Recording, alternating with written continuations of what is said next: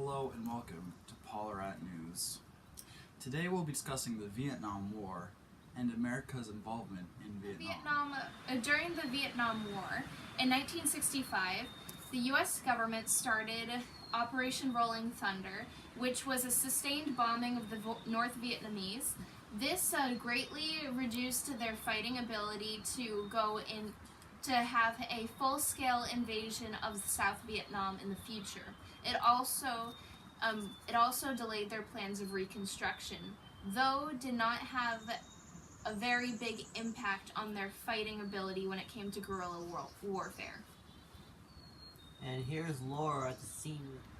Right now, I'm standing at the location of one of the greatest disasters, the Tet Offense. This occurred on Vietnamese New Year, a natural ceasefire, or so we thought. On January 30th, 1968, the Viet Cong decided to attack the South Vietnamese and the Americans through a surprise attack. With the greater fighting power in the South, we were able to subdue the Viet Cong. However, it may seem like this should have been a victory for the Americans and the South Vietnamese. However, this was not the case. The attack was broadcast to the entire American public. For a little bit of background, for the past few months, the American public had been saying that the Viet Cong were weakening and that the war would be over any time. But on this televised attack, they saw a very strategically placed and strong Viet Cong force coming in to attack the Americans. This is when the American public realized they had been lied to, and the trust between between the U.S. government and the Vietnam War and the U.S. public was completely broken. Now, were there any other events that outraged the Americans even more? Yes, probably the biggest thing that outraged the American public was the My Lai massacre of March 1968. American soldiers of the Charlie Company were given orders to sweep villages in search for Viet Cong members. However, indiscriminate killings resulted.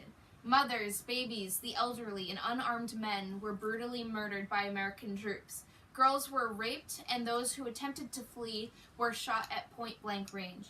The military attempted to cover up the story, though the story was eventually released through Life magazine on December 5th, 1969, over a year later.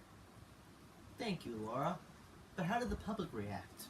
The American public was absolutely disgusted and outraged, thinking that the U.S. Army was morally bankrupt, which they were.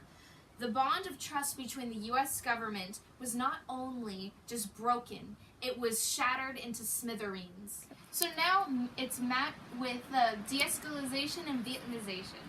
Let's talk about Vietnamization. The U.S. was impressed with the good performance of the South Vietnamese Army at Tet. Then the Nixon administration decided to create a program known as Vietnamization. It provided South Vietnam with high-quality weapons and gave training needed to take full responsibility for fighting the ground war. This resulted in the withdrawal of thousands of troops. As a result of Vietnamization, 25,000 U.S. troops withdrew from Vietnam in June 1969. By March 1970, 150,000 more troops had withdrawal over the next year. Abrams protested that the ARVN were inexperienced and incompletely trained and they can conquer the job so quickly. Withdrawals became popular at home, and the White House found them absolutely necessary. Thanks, Matt. Now, during this time, 1969, negotiations between the Soviet Union and the United States started over missile control, resulting in the Strategic Arms Limitation Talks, also known as SALT. With the arms race happening, the United States wanted to take control, but they knew that that would only frustrate the Soviet Union, so they settled down to negotiate to stabilize their relationship. This is the first time they agreed to limit their nuclear arsenals. But did it end up working? Well, not quite. Which is why SALT II occurred in 1972. During this negotiation, they attempted to solve the problems that were not fixed during SALT I. Apparently, SALT I did not stop each side from expanding their forces, so each side kept on increasing the amount of nuclear delivery vehicles that they had. Fortunately, SALT II limited these. However, they did run into some problems. Even though both sides wanted to further limit the number of warheads and strategic bombers, they could not agree on how much. This argument wasn't resolved until 1979. So SALT 2 did work. Well, yes, it did, but many people in the US became increasingly skeptical of this agreement in the Soviet Union. As per usual, Americans did not trust communists. Well, given the time period, it's understandable. I agree. To continue with the good news, the Case-Church Amendment was passed in 1973, which basically said the United States had to remove itself from South Asia. Well, it seems like we were doing good. Well, we were, however, not to put a damper on you, but it did still allow Nixon to keep bombing Cambodia. And, well, it did make him stop after a while. The results were pretty nasty. How Well, nasty. how nasty was it? Well, Nixon did promise South Vietnam that he'd keep bombing Cambodia.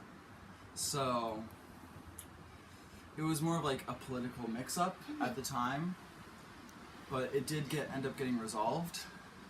So, that's good. So, soon after that, we started to retreat out of Vietnam. And as soon as we left, North Vietnam started to take over and attack the South.